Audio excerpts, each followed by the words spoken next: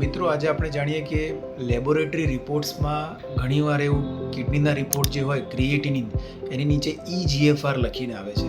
સો આજે આપણે જાણીએ કે વોટ ઇઝ EGFR. એનો મિનિંગ થાય છે એસ્ટિમેટેડ ગ્લોમેરુલર ફિલ્ટ્રેશન રેટ.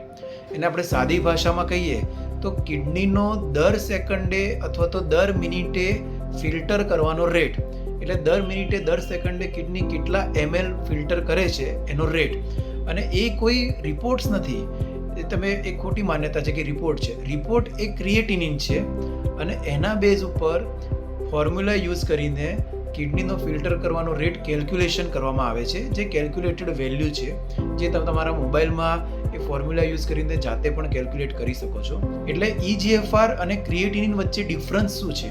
તો EGFR જે છે, જે ફિલ્ટર કરવાનો રેટ છે, જે કેલ્ક્યુલેશન છે, એ દરેક વ્યક્તિની ઉંમર પ્રમાણે ઘટતો જાય છે, જેને ફિઝિયોલોજીકલી ઘટ્યો એમ કહેવાય.